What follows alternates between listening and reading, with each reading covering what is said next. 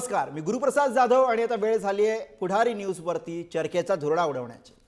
पराभवानंतर राज ठाकरे हे पहिल्यांदाच आज आपल्या पदाधिकाऱ्यांसमोर जाहीरपणे बोलले। वरळीतल्या या संबोधनामध्ये राज ठाकरे यांनी निवडणुकीच्या निकालांचा समाचार घेतला। स्वार्थासाठी पक्ष बदलणाऱ्यांचा आणि पक्ष फोडणाऱ्यांचाही राज ठाकरे यांनी समाचार घेतला।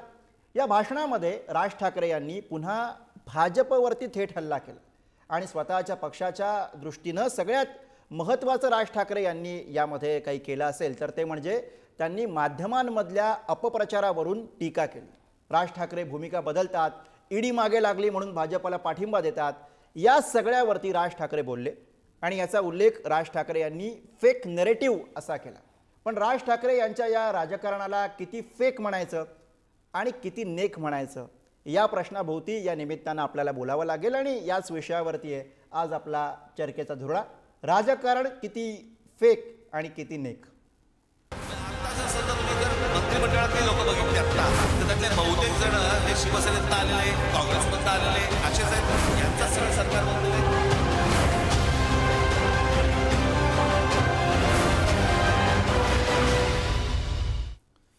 आणि याविषयी चर्चा करण्यासाठी आपल्यासोबत आज मान्यवर पाहुणे आहेत। आपल्यासोबत आहेत मनसेकडनं मनसेचे प्रवक्ते अविनाश अभ्यंकर, त्यासोबतच भाजपचे प्रवक्ते विनायक आंबेकर आपल्यासोबत आहेत आणि आपल्यासोबत आहेत ठाकरेंच्या शिवसेनेकडनं पक्षाचे राज्य संघटक अखिल चित्रे। सगळ्या मान्यवर पाहुण्यांचं स्वागत आहे। मी या चर्चेला सुरुवात करत असताना सगळ्यात आधी जातोय तो मनसेचे प्रवक्ते अविनाश अभ्यंकर यांच्याकडे। अभ्यंकरजी, मला आपल्याकडनं हे समजून घ्यायचं आहे की राज ठाकरे यांनी खरं तर मोठ्या कालावधीनंतर त्यांच्यावर जी सातत्यानं टीका होत होती की ते भूमिका बदलतात त्याच्याविषयी जाहीरपणे भाष्य केलं आणि या सगळ्या गोष्टी निकालात काढण्याचा प्रयत्न केला। राज ठाकरे वैयक्तिक राजकारणी म्हणून आणि सोबतच मनसे पक्ष म्हणून राज ठाकरे यांनी हे क्लॅरिफिकेशन देणं किंवा राज ठाकरे यांनी याच्यावरती ही भूमिका मांडणं पक्ष आणि राज ठाकरे म्हणून किती महत्त्वाचं होतं असं आपल्याला कार्यकर्ते म्हणून वाटतं? नाही, कसं आहे, आज संपूर्ण महाराष्ट्राचा राज्यव्यापी मेळावा होता आणि त्याच्यामध्ये राजसाहेबांनी अनेक विषयांचा उहापोह केला। मग त्या गेल्या काही कालावधीमध्ये झालेल्या निवडणुका असतील, त्याच्यामध्ये राजसाहेबांच्या बाबतीत जे काही नरेटिव्ह सेट केलं गेलं आलं का लक्षात, त्याची त्यांनी उत्तरं दिली, अत्यंत उत्तम आणि समर्पक अशी उत्तरं दिली। आणि सतत भूमिका बदलतात, जो तुमचा आता विषय किती फेक आणि किती नेक, तर मला वाटतं राजसाहेब ठाकरे स्वतः नेक असल्यामुळेच हा पक्ष आजपर्यंत सगळे चढ उतार बघून चांगल्या प्रकारे टिकून आहे। आम्हाला यशही मिळालं, आम्हाला अपयशही मिळालं, परंतु यशाने आम्ही काही हुरळून गेलो नाही किंवा अपयशाने आम्ही खचून गेलो नाही। आणि प्रत्येक वेळेला एखादी गोष्ट जर चुकीची घडली, वाईट घडली, तर त्यातनं मार्ग हा कायम निघत असतो, परंतु आपल्याकडे पेशन्स लागतात। ते पेशन्स आमच्या महाराष्ट्र सैनिकांकडे सगळ्यांकडे आहेत। आणि जेव्हा नेता सन्मान्य राजसाहेब ठाकरेंकरता सारखा असतो की जो 38 वर्षी स्वतःचा पक्ष काढतो, मराठी भाषा, मराठी संस्कृती, मराठी संस्कार याच्यावरती स्वतःवरची 100पेक्षा जास्ती केसेस घेतो, त्यांचे महाराष्ट्र सैनिक घेतात आणि महाराष्ट्रातील मराठी माणसाच्या मागे पूर्ण ताकदीने उभा राहणारा, हिंदुत्वाच्या मागे पूर्ण ताकदीने उभा राहणारा असं एकमेव हा राजकारणी व्यक्तिमत्व आहे। आणि ह्याच्यामध्ये आजच्या विशेष करून या भाषणामध्ये त्यांनी ज्या काही गोष्टी मांडल्या त्या कुठल्या प्रकारे फेक होत्या आठवत नाही। त्यांनी सांगतानाच सांगितलं की मी भूतकाळातल्या काही गोष्टींवर चर्चा करणार आहे, त्या गोष्टी त्यांनी सर्व मांडल्या। तो काही टीका करण्याचा विषय नव्हता। भूमिका बदलणं कशाला म्हणतात आणि भूमिकेशी ठाम राहणं कशाला म्हणतात। आणि जेव्हा एखादी गोष्ट चांगली असते तेव्हा चांगल्याला चांगलं म्हणणं, एखादी गोष्ट चुकीची घडते, चुकीच्या गोष्टीला चुकीचं म्हणणं हे महत्वाचं आहे। बरोबर अभ्यंकरजी, तुम्ही जी मांडणी करताय त्यात मला आणखी थोडंसं ऍड करायचं आहे। राज ठाकरेंनी आज निकालांविषयी भाष्य करताना अजित पवारांच्या निकालांचाही उल्लेख केला, त्यांना कशा जागा शरद पवारांपेक्षा जास्त आल्या वगैरे। तुम्ही याकडे कसं बघताय? मी बघण्याचा प्रश्न येत नाही, अख्खा महाराष्ट्र धक्क्यामध्ये आहे, आलं का लक्षात? नाही, मी तुम्हाला यासाठी विचारतोय की आता अजित पवारांच्या निकालाविषयी बोलणारे राज ठाकरे हे तेच राज ठाकरे आहेत ज्यांनी ऑगस्ट 2024 मध्ये पत्रकार परिषद घेतली आणि शरद पवारांचे राजकारण आणि अजित पवारांचे राजकारण कसं वेगळं आहे असं त्यांनी महाराष्ट्राला समजावून सांगितलं। अजित पवारांनी कधी जातीपातीचं राजकारण केलं नाही, ते त्यामध्ये कधी अडकले नाहीत, हे त्यांनी महाराष्ट्राला पटवून दिलं। दुसरीकडे ते शरद पवारांवरती भाषणांमधनं सातत्याने टीका करत होते। मग जर का इतकी चांगली मांडणी अजित पवारांविषयी राज ठाकरे हे निवडणुकीच्या पूर्वी किंवा त्या काळामध्ये करत होते तर ज्या अजित पवारांविषयी त्यांच्या राजकारणाविषयी इतकं भरभरून राज ठाकरे बोलतायत त्या अजित पवारांना यश मिळालं तर राज ठाकरेंना आश्चर्य का वाटावं असाही प्रश्न महाराष्ट्राला पडेल. मला मी उत्तर देऊ शकतो. हो अभ्यंकरजी बोला. हॅलो. हा बोला बोला. हा, कसं आहे, तुम्ही माझं वाक्य ऐकलं नाहीत. बोला. राजसाहेब ठाकरे म्हणून वेगळे आहेत की चांगल्याला चांगलं आणि चुकीला चूक हे म्हणायची हिंमत त्यांच्यात आहे. सत्तेकरता खुर्ची करता ते ऍडजस्टमेंट करत नाहीत. नंबर 1. नंबर 2, तुम्ही जर महाविकास आघाडीचं यश लोकसभेला पाहिलं असेल तर ते किती मोठं होतंय मी इथे सांगण्याची आवश्यकता नाही. इकडे उगाच विरोधक आहेत म्हणून कोणी द्वेष करत नाहीये, परंतु त्याच्या खाली आल्या किती नुकसान झालं. बहुतेक काहीतरी ऑडिओ प्रॉब्लेम आहे अभ्यंकरजी, मला माफ करा. काहीतरी ऑडिओ प्रॉब्लेम आहे त्यामुळे तुमचा आवाज मध्ये मध्ये कट होतोय म्हणून मी तुम्हाला थांबवतो. काहीतरी ऑडिओ प्रॉब्लेम, आपण तो क्लिअर करण्याचा प्रयत्न करूयात. मी तुर्तास प्रतिक्रियेसाठी भाजपकडे जातोय, तो क्लिअर झाल्यानंतर पुन्हा तुमच्याकडे येतो अभ्यंकरजी. या उत्तरासाठी येतो. मला कल्पना आहे काहीतरी टेक्निकल प्रॉब्लेम आहे. विनायक आंबेकर, मला तुम्हाला विचारायचं आहे, कारण आता मोठ्या काळानंतर राज ठाकरे यांनी भाजपवरती थेटपणे हल्लाबोल केलेला आहे असं दिसतंय. म्हणजे त्यांनी थेट पंतप्रधान नरेंद्र मोदी यांनी अजित पवार यांच्यावरती भ्रष्टाचाराचे आरोप करणं आणि लगेच त्यांना मंत्रिमंडळामध्ये स्थान देणं, इथवर सगळी मांडणी केली आहे. पार ते हेमंत बिस्वा शर्मा यांना मुख्यमंत्री करणं आणि त्याच्यापूर्वीचे आरोप, या सगळ्याविषयी बोललेले आहेत. तुम्ही राज ठाकरे यांच्या आजच्या या सगळ्या भूमिकेकडे कसं बघताय? मुळात ठाकरेंनी भाजपवरती पहिल्यांदाच आरोप केलेत असं काही नाही. 2019 साली लाव रे तो व्हिडिओ म्हणून राज ठाकरे महाराष्ट्रभर भाजप आणि माननीय नरेंद्र मोदींवर टीका करत महाराष्ट्रभर फिरले. परंतु महाराष्ट्रातल्या जनतेने हे ओळखलेलं आहे की या माणसाच्या विचारात, आचारात आणि त्याच्या तत्वांमध्ये एकवाक्यता नाही, तो सारखा बदलत असतो. त्यामुळे 2019 साली पण महाराष्ट्राने त्यांच्यावर विश्वास ठेवला नाही आणि आताही ठेवणार नाही. त्यामुळे राज ठाकरेंनी भाजपवर टीका केल्याने भाजप नाराज अजिबात नाही. राज ठाकरेंना बोलण्याचं स्वातंत्र्य आहे, अभिव्यक्ती स्वातंत्र्य आहे, त्यांनी जरूर बोलावं, आम्हाला त्यांनी काही फरक पडत नाही. जनतेने भाजपला स्वीकारलेलं आहे हे कृपया राज ठाकरेंनी आणि त्यांच्या मनसेच्या कार्यकर्त्यांनी लक्षात घ्यावं. आणि लोकशाहीमध्ये जर राज ठाकरेंना आपला पक्ष चालवायचा असेल तर लोकशाही जनमतावर चालते, स्वमतावर चालत नाही. त्यामुळे मी आज एक मांडेन, उद्या त्याच्या बरोबर उलट मांडेन आणि मी म्हणेन तेच पूर्व दिशा, असं राजकारण चालत नाही. लोकशाहीमध्ये तर अजिबात चालत नाही. हे जेव्हा त्यांच्या लक्षात येईल, कारण एवढ्या वर्षानंतर वयाच्या 38व्या वर्षी त्यांचे कार्यकर्ते सांगतात की त्यांनी पक्ष सुरू केला आणि आज वयाच्या साधारण 60च्या पुढे त्यांना आपलं अपयशाचं एक्सप्लेनेशन द्यावं लागतं. ते म्हणतात की त्यांच्या विरुद्ध नॅरेटिव्ह सेट केलं, परंतु नॅरेटिव्ह सेट करणं एवढं सोपं आहे का? तुम्ही जेव्हा आपलं राजकारण सतत बदललं आणि ज्यावेळेला तुम्ही महाराष्ट्राच्या जनतेला आवाहन करत होता की माझ्या हातात सत्ता द्या, मी महाराष्ट्र बदलून दाखवतो. 2012 साली नाशिक महानगरपालिकेची सत्ता तुमच्या हातात जनतेने दिली होती, तुम्ही काय करू शकला? त्यामुळे जनतेने आता लक्षात घेतलंय की यांच्याकडे फक्त वक्तृत्व आहे, कर्तृत्व नाही. आणि ज्यांच्याकडे वक्तृत्व, कर्तृत्व आणि व्हिजन आहे अशा भाजपच्या देवेंद्र फडणवीसांकडे महाराष्ट्राने सत्ता दिलेली आहे. हे स्पष्ट आहे, उघड आहे. बर, मला कल्पना आहे अभ्यंकरजी यांना बोलायचंय, पण चर्चेमध्ये मी अखिल चित्रे यांना सुद्धा आणू इच्छितो आणि मग सगळ्या सविस्तर उत्तरासाठी अभ्यंकर तुमच्याकडे येतो मी. अखिल चित्रे, मला तुम्हाला यासाठी सुद्धा तुम्ही इथं असणं महत्वाचं आहे, कारण तुम्ही आधी पूर्वाश्रमीचे मनसैनिक आहात, आता तुम्ही ठाकरेंच्या शिवसेनेसोबत आहात. मला तुमच्याकडनं खरं तर या प्रश्नाचं उत्तर हवं आहे की राज ठाकरे यांना आज मुळात अशा पद्धतीनं आपण भूमिका बदलत नाही हे स्पष्टीकरण देण्याची वेळ का आली असावी? तुमच्या प्रश्नाचं मी उत्तर देतो, पण त्याआधी आत्ताच भाजपच्या प्रवक्त्यांनी असं सांगितलं की राज ठाकरे साहेब हे सतत भूमिका बदलतात. 2019ला देखील जनतेने त्यांच्यावर विश्वास ठेवला नाही आणि यापुढेही त्यांच्यावर ठेवणार नाही, आजही ठेवणार नाही. मला असं वाटतं की या गोष्टीची नोंद महाराष्ट्र नवनिर्माण सेनेच्या नेत्यांनी, पदाधिकाऱ्यांनी आणि कार्यकर्त्यांनी घेण्याची अत्यंत गरज आहे. कारण भारतीय जनता पार्टी फक्त सोयीच्या राजकारणासाठी जेव्हा राज ठाकरे साहेबांचा फायदा होतो तेव्हा त्यांचा फायदा करून घेतात. तेव्हा निवडणुकीच्या तोंडावर हे असं कुठलंही वक्तव्य त्यांनी केलं नव्हतं. भाजपचं फक्त असं आहे, काम खतम आदमी खतम. आणि राहिला तुमचा प्रश्न की सन्माननीय राजसाहेब ठाकरेंवर आज ही वेळ आली की स्पष्ट सांगणं की काय खरं आहे आणि काय नाही. त्याचं कारण हे की आता जे काय निवडणुकात निकाल लागला, ज्या प्रकारे महाराष्ट्र नवनिर्माण सेनेचे पदाधिकारी कार्यकर्ते हे पक्षाला रामराम ठोकत आहेत, अनेक पदाधिकारी वेगळा मार्ग स्वीकारण्याच्या तयारीत आहेत, त्यांना थांबवण्यासाठी काहीतरी ठोस सांगणं गरजेचं होतं. मला असं वाटतं त्याच्यासाठी सन्माननीय राजसाहेब ठाकरेंनी आज हे सगळं खुलासा केलेला आहे. आणि आज अभ्यंकरजी, हा, खरं तर अभ्यंकर साहेबांचं यांच्याकडे अभिनंदन की उत्तरासाठी त्यांनी आज जातो, अखिल. भाजपला जोडलेला आहे आज भाजपला.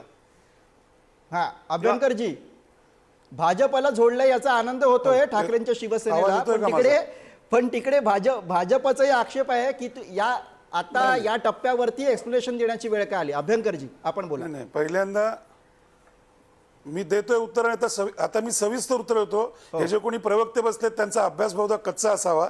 कसं आहे, भाजपची स्थापना कुठून झाली होती तुमच्याच आणि अभ्यासिकेमध्ये 2 होते ते खासदार पूर्वी. किती साली आले होते अगदी त्याचा आता त्यांचा अलीकडे बहुधा इकडे अभ्यास आले. नसावा. त्यांना शांत बसायला सांगा. हा हा, बोला बोला. त्यांना शांत बसायला सांगा. हा. मी ते बोलताना गप्प बसलो होतो. हो. भाजपच्या कुठून सुरुवात झाली होती, अडवाणी आणि वाजपेयी साहेबांनी केलं होतं, तेव्हा 2 खासदारांपासून सुरू करून आज ते सत्तेत आलेले आहेत. आणि सत्तेत यायला वेळ लागतो. नाशिकला मनसेंनी काय केलं हे मला वाटतं सर्वश्रुत आहे. उत्तम काम केलं होतं म्हणून केंद्रीय जे मंत्री होते गडकरी ते आले होते. ह्यांना कदाचित तो अभ्यासांचा कच्चा असावा. दुसरी गोष्ट, नाशिक मला दत्तक द्या, मी नाशिक चांगलं करीन असं कोण म्हणालं होतं त्यांना विचारा. आणि आज नाशिकची अवस्था काय आहे हे त्यांना जाऊन बघायला सांगा. आणि सर्वात महत्वाचं, 38व्या वर्षी पक्ष काढल्यानंतर साधारण 60च्या वरती वय जात नाही, त्यांना गणिताच्या कुठल्या तरी अभ्यासक्रमाचा अभ्यास करायला सांगा. पहिलं वय हे नीट लक्षात घ्या. कसं असतं, टीका करायची म्हणून टीका करायची नसते. आणि जर राज ठाकरे चालत नव्हते, राजसाहेब ठाकरे, तर जेव्हा 19ची लोकसभा होती तेव्हा स्टेजवरती कशासाठी बोलवलं होतं मोदी साहेबांच्या कार्यक्रमात, हे त्यांनी सन्मान्य मोदी साहेबांना आणि त्यांच्या इतर सर्व मान्यवरांना विचारावं. आपल्याला स्वतःला नीट माहीत नसेल. कसं असतं, राजकारण असेल, व्यवसाय असेल, कुटुंब असेल, याच्यात चढ उतार येत असतात. परंतु राजसाहेब ठाकरे कधी स्वतःच्या भूमिकेपासून राजकीय अपयशाचा किंवा यशाचा विचार करत नाहीत आणि भूमिका बदलत नाहीत. हे लक्षात घ्या. किंवा कोणाचा वापर करून सोडून देत नाहीत. जेव्हा त्यांना वाटलं की त्यांच्या ज्या काही पहिल्या अपेक्षा होत्या, जेव्हा त्यांनी गुजरातची टूर केली होती, त्या अपेक्षा तेव्हा तेच पहिले होते. ह्या कदाचित आंबेडकर साहेबांना माहीत नसेल की तेच पहिले होते. भाजपत सुद्धा कोणी नव्हतं. तेव्हा वेगळी नावं होती की सन्मान्य मोदी साहेब हे देशाचे पंतप्रधान व्हावेत. आणि जेव्हा आपण एखाद्या अपेक्षा व्यक्त करतो, त्या अपेक्षा जर पूर्ण झाल्या नाहीत तर लांगुल चालन न करता मला या गोष्टी पटल्या नाहीत म्हणून मला याचा विरोध आहे आणि म्हणून त्याच्याकरता फक्त राजसाहेब ठाकरेच टोकाची भूमिका घेऊ शकतात. आणि त्याच्यानंतर जेव्हा 370 आणि सीए ह्या गोष्टी घडल्या तेव्हा कौतुक करणारे सुद्धा सन्मान्य राजसाहेब ठाकरेच होते. जेव्हा ह्याच्या विरोधात मोर्चा निघाला होता तेव्हा ही लोक शेपूट घालून बसली होती भाजपवाले. तेव्हा मला वाटतं गिरगाव चौपाटीपासून तिकडे जो मोर्चा समाधानाचा काढला होता तो राजसाहेब ठाकरेंनीच काढला होता. टीका करायची, तोंड दिले म्हणून टीका केलेली ऐकून घेतली जाणार नाही. ह्यांना कदाचित माहीत नसेल की एखादी गोष्ट जर चांगली असेल त्याला चांगलं म्हणायचं. हे आम्हाला शाळेत शिकवलेलं आहे. इयत्ता 1ली, 2री, 3री पासून आमच्यावरचे संस्कार आहेत. आम्ही हे लक्षात ठेवा, वैचारिक मतभेद असू शकतात, कळलं का तुम्हाला, परंतु यश का नाही मिळालं हे कोण सांगतंय. जे आता भाजपचे प्रवक्ते आहेत आणि राजसाहेब ठाकरे आमच्या पक्षाचे अध्यक्ष आहेत, ज्यांचे एकेकाळी महापौर होते, ज्यांचे एकेकाळी विरोधी पक्ष नेते होते, 100 पेक्षा जास्त नगरसेवक होते, 13 आमदार होते. हे यश पहिल्या फटक्यात मिळालं होतं. आणि राजकारण म्हटलं की कुठल्या प्रकारे काय प्रकारे चळवळ साधे मी सांगायची आवश्यकता नाही. आणि आता हे जे बोलतायत एवढे पुढे करून ते एकदा सध्याच्या भाजपच्या मंत्र्यांची यादी काढून बघा. ओरिजिनल किती आहेत आणि प्रिंट आउट किती आहेत. बरोबर आहे. मी आंबेडकरांकडे जातो. तुम्ही जो मुद्दा उपस्थित केलाय तो आज राज ठाकरेंच्या भाषणामध्ये सुद्धा एक प्रमुख मुद्दा त्यांना सांगा होता. त्यांना सांगा टीका करताना नक्की करा, टीका अभ्यास पूर्ण करा. टीका अभ्यास न करता करू नका, तुमच्या अंगावरती उलट येईल. कारण तुम्ही सत्तेमध्ये आहात, प्रश्न तुम्हालाच विचारले जातील. तुम्ही शून्यातनं सुरू केलं होतं 55 साली, त्याच्यानंतर 2 वरती आला होतात. आणि जेव्हा सन्मान्य अडवाणी आणि वाजपेयी साहेबांनी मेहनत केली, सन्मान्य मोदी साहेबांच्या टीमनी मेहनत केली, तेव्हा आता तुम्ही सत्तेत आलेला आहात. आणि सत्ता टिकवण्याकरता ज्या राजकीय ऍडजस्टमेंट करायला लागतात त्या तुम्ही केलेल्या आहेत. हे कुठल्याही प्रकारे हे कोणी सांगू शकेल. आणि अचानक लोकसभेनंतर महाविकास आघाडीच्या एवढ्या सगळ्या सीट जातात की विरोधी पक्ष नेता बसू नये. हा चमत्कार कसा काय झाला? 75-80 लाख कशी काय मतदान म्हणजे लोकसभेला तर तुम्ही पण सोबत होतात, तरी फटका बसला असं पण म्हणावं लागेल. साजरा केलेला दिसला नाही. हो, आंबेडकरजी हसतायत. हा, बोला. लोकसभेला तर ते सोबत होते तुमच्या. मोदीजींच्या व्यासपीठावरती होते, त्यांचं तरी एवढा काम फटका हसण्याचं बसला. आहे, कारण उत्तर नसलं की माणूस हसतो, लक्षात ठेवा. हा, हा. कळलं का तुम्हाला? आता उत्तर ऐका त्यांनी बघतो. विचारांना आंबेकरजी विचारून बोला. उत्तर दिलं पाहिजे. हा, आंबेकरजी बोला. पहिलं नक्की, महत्वाचं नक्की म्हणजे मी ऐकणार. पुन्हा एकदा माझ्या मित्रांना सांगू इच्छितो की लोकशाहीमध्ये जनमत कळणं त्याच्यावरती राजकारण चालतं. स्वमत जे आहे त्याच्यावरती राजकारण चालत नाही. मान्य राजसाहेब हे नेहमी स्पष्ट भूमिका मांडतात. ती विरोधी असेल तेव्हा विरोधी मांडतात, बाजूनी असेल तेव्हा बाजूनी मांडतात, हे मान्यच आहे. त्याबद्दल राज ठाकरेंबद्दल आदर आहे. पहिलं महत्वाचं लक्षात घ्या. दुसरं महत्वाचं असं लक्षात घ्या की कन्सिस्टन्सी असल्याशिवाय कुठल्याही माणसाकडे एक प्रकारची विचारशक्ती आहे, बोलण्याची शक्ती आहे, भाषण कौशल्य आहे, म्हणून तो राजकारणात यशस्वी होऊ शकत नाही. आणि नाशिकचं जे त्यांनी उदाहरण दिलं की नाशिकला गडकरी जे आले होते, भाजपची हीच भूमिका आहे की ज्याला चांगलं आहे, राजसाहेबांनी कुठली गोष्ट चांगली केली तर आम्ही त्यांच्या कौतुकच करणार. हे आम्हालाही पहिलीपासून शिकवलंय, फक्त मनसेवाल्यानं शिकवलेलं नाही. त्यामुळे आम्ही पण त्यांचं कौतुक करतो. माझा सांगण्याचा हेतू एवढाच आहे की नाशिकमध्ये 40 ज्या वेळेला नगरसेवक निवडून आले तेव्हा पक्षांतर्गत दुफळ्या किती झाल्या, तिथलं जी विकास कामं प्रॉमिस केली होती ती कशी झाली नाहीत, यावरून त्यांची जी कार्यशक्ती आहे किंवा कार्य करण्याची जी ताकद आहे ती महाराष्ट्राच्या जनतेसमोर आली. आणि त्यावेळेला असं लक्षात आलं, या माणसाचे विचार किती स्पष्ट चांगले असले तरी याच्या मागे किंवा याच्या बरोबर ही कार्यशक्ती नाहीये. त्यामुळे ते राजकारणामध्ये मागे पडले. आणि मी पुन्हा एकदा सांगतो की त्यांच्या कार्याबद्दल त्यांच्या विचारांबद्दल आमच्या मनामध्ये काही मत नाही. त्यांनी स्पष्ट मत मांडावं. सगळ्या स्पष्ट मतांचं आमच्याकडे स्वागतच असतं. आता राहिला राजकारणाचा प्रश्न. राजकारणात कोणीही मित्र किंवा शत्रू नसतो हे म्हणतात आणि ते सत्य आहे. सगळ्याच पक्षांमध्ये ते लागू आहे. त्यांनी सुद्धा आज उदाहरणं देताना काँग्रेसपासून सुरुवात केली आणि भाजपपर्यंत आले. त्याबद्दल त्यांनी मत मांडावं. जे आहे सत्य त्याला आम्ही कोणी नाकारत नाही. परंतु पॉझिटिव्ह ऍडिशन म्हणजे जे बेरजेचं राजकारण ज्याला म्हणतो आपण, ते करण्याची भाजपची पद्धत आहे. भाजप कायम करत राहील. आणि 2 खासदारांचा ते वारंवार उल्लेख करतात. एकदम 2 खासदार नाही आले. ज्या वेळेला इंदिरा गांधींची हत्या झाली आणि ज्या लोकसभेच्या निवडणुका झाल्या त्याच्यामध्ये अटलजींनी लोकसभेत उभं राहून ज्याला म्हटलं की ये तो लोकसभा नाहीये, ये एक शोक सभा आहे, त्यावेळेला भाजपचे 2 आले होते. आपण त्या सगळ्यात नको जाऊया. आपण आताची जी टीका आहे त्याच्याविषयी बोलूया. अखिल मला तुम्हाला विचारायचंय. थांबा, अखिल सुद्धा आपल्या सोबत आहेत. अभ्यंकरजी मी येतो, तुम्हाला आंबेकरांच्या आक्षेपाला उत्तर द्यायचं मी येतो. अखिल आपल्या सोबत आहेत. अखिल यांच्याकडे जाऊया. अखिल, हे सगळं घडतंय, आज राज ठाकरे बोलतायत, तेव्हा हा राजकारणाचा टप्पा समजून घ्यावा लागेल. एकीकडे तुमचा पक्ष काहीसा भाजपच्या जवळ सरकतोय असं आम्ही बघतोय आणि तिथेच मनसे भाजपपासून दूर जाते, असा एक नॅरेटिव्ह आजच्या या सगळ्या याच्यामधनं सेट होताना दिसतो. काय शिवसेना भाजपच्या जवळ जात आहे हे काही लग्नाचे आता काही फोटो पुढे आले म्हणून नाही, त्याच्या आधी बरंच झालंय. सामनातलं कौतुक झालंय मुख्यमंत्र्यांचं. स्वतः तुमचे अध्यक्ष जाऊन ज्यांनी एकतर मी राहीन तू राहीन असं सगळं म्हटलं होतं, ते बुके द्यायला गेले, सगळं महाराष्ट्राने बघितलंय ना. आजचं लग्नाचं सोडून द्या.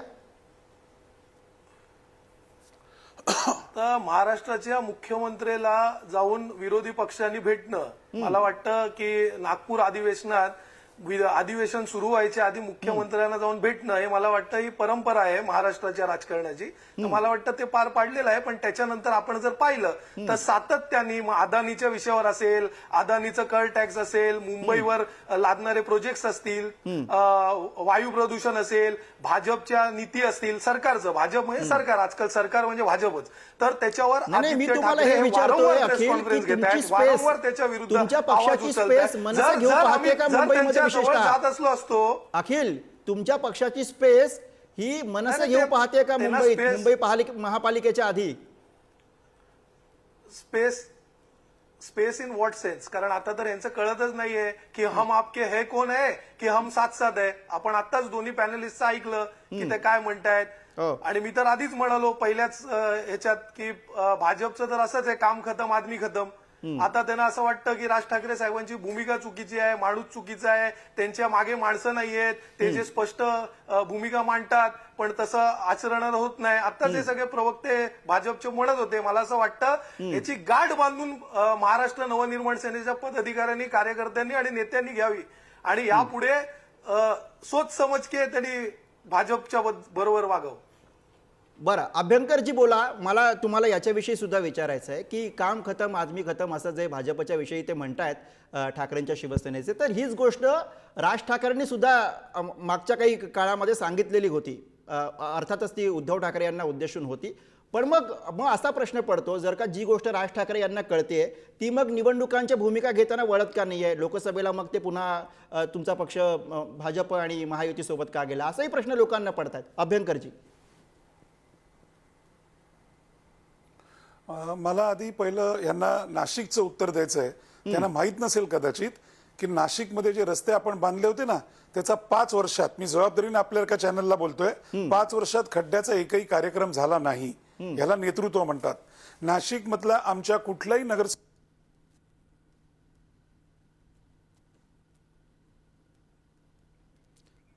अभ्यंकरजी मला माफ करा, काहीतरी तांत्रिक कारण आहे, तुमचा ऑडिओ पोहोचत नाहीये, काहीतरी गडबड आहे.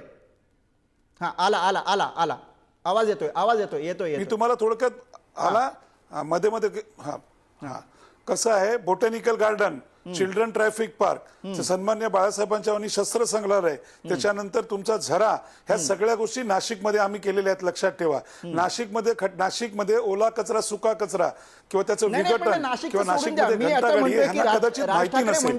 नाशिकमध्ये काय घडलं, आता उत्तर देतोय. नाशिकमध्ये कशा प्रकारे मनसे नाही तर सगळे पक्ष कशा प्रकारे फोडण्यात आले, हा इतिहास मी इथे सांगण्याची आवश्यकता नाही. त्यांना जाऊन विचारायला सांगा की काय आमिष दाखवून पक्ष फोडले गेले. आता हा जे काय म्हणतायत की तुम्ही आजपर्यंत भाजपच्या सर्व झालेल्या युत्या बघितलेल्या आहेत, मग त्या काश्मीर पासून कन्याकुमारी पर्यंत असतील.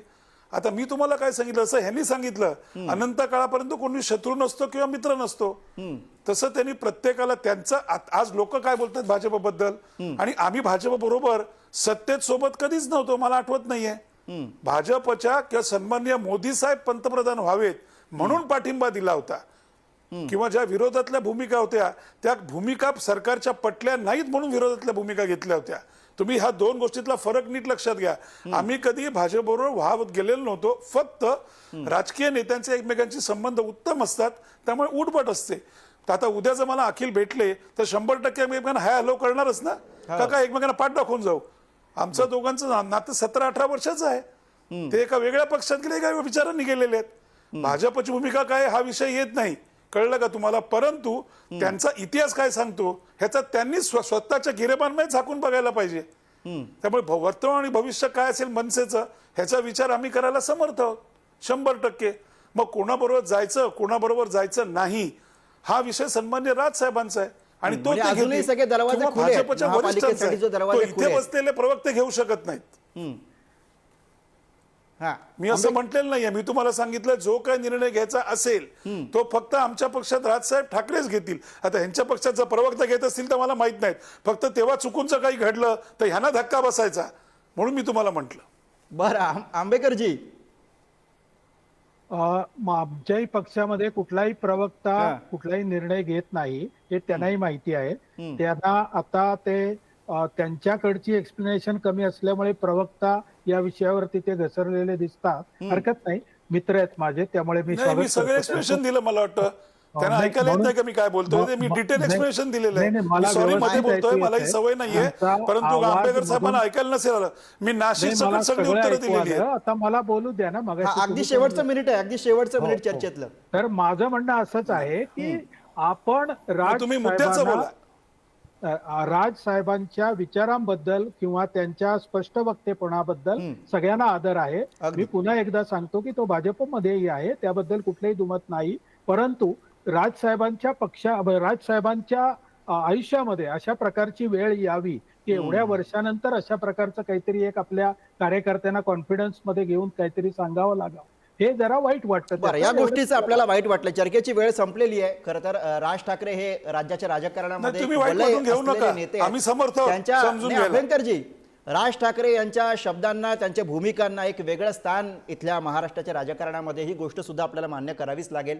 आणि त्यामुळे ज्याच्याकडनं अपेक्षा असतात त्याच्यावरती बहुतेकदा त्या अपेक्षांची पूर्तता न झाल्यामुळे सुद्धा टीका होत असते. तसंच काहीचं राज्याच्या राजकारणामध्ये राज ठाकरे यांच्यासोबत झालंय का, या दृष्टीने सुद्धा या सगळ्या अपप्रचाराकडे आपल्याला बघावं लागेल. या सगळ्या चर्चेसाठी आजच्या मान्यवर पाहुण्यांनी आपल्याला वेळ दिला, त्याबद्दल सगळ्या पाहुण्यांचे आभार. आणि चर्चेच्या धुरळ्यामध्ये आज आपण इथेच थांबतोय. बघत राहा पुढारी न्यूज.